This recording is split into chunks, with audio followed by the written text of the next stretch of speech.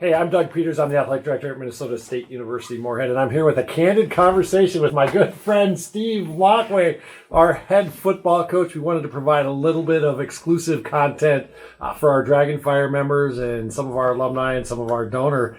So, Steve, today was Media Day. I mean, what's Media Day like from a head coach's perspective?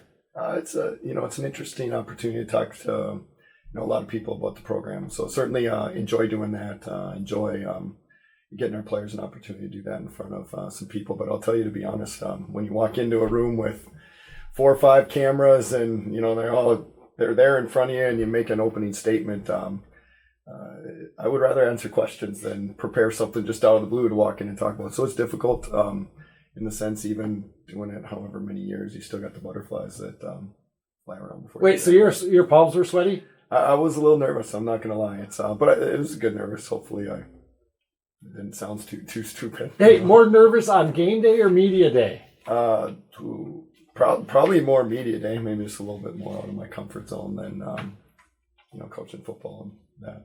All right. You always get worried if you're going to get asked goofy questions? Because I'm saving them for you right now. I'm saving them for you right now. That is literally the truth. I don't worry about any questions except when you get a microphone. So here we go. That part's always kind of fun. So we talk a little bit about Media Day. Kind of what's going through your mind in that first meeting when you get to address your team, because it's really the first time you've talked to them as a whole. What are you trying to accomplish in that meeting, and kind of what's going through your mind with that? That's something I spend a lot of time over the summer.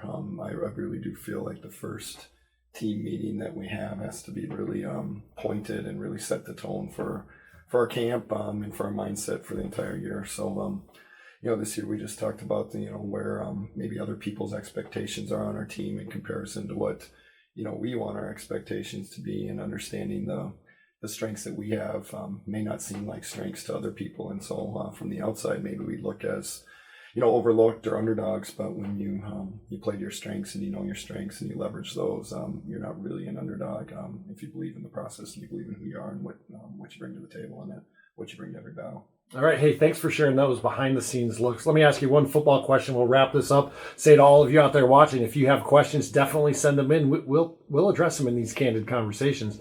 But as you think about the offense, one of the questions I hear a lot is you're purely out of the shotgun, or your quarterback's not under center. What's the thought behind that? Is it more efficient? Could it be more efficient or benefit the offense if we've got a quarterback under center? What's your thought on that? Yeah, I think there's probably an argument on both sides. On one to make sure that we have consistency of execution, and so I've been around a lot of places where you are snapping the ball traditionally under center, and so you have that argument of when you watch practice, you see balls dropped all over the place that you can't get the center exchange, especially in a pressure situation. Typically, you're talking about going under center in a 3rd and short, 4th and goal type situation. So I don't want our players to be in an uncomfortable position in a stressful environment. So that's probably the biggest reason why we haven't. Now, I can completely understand the argument on the other side.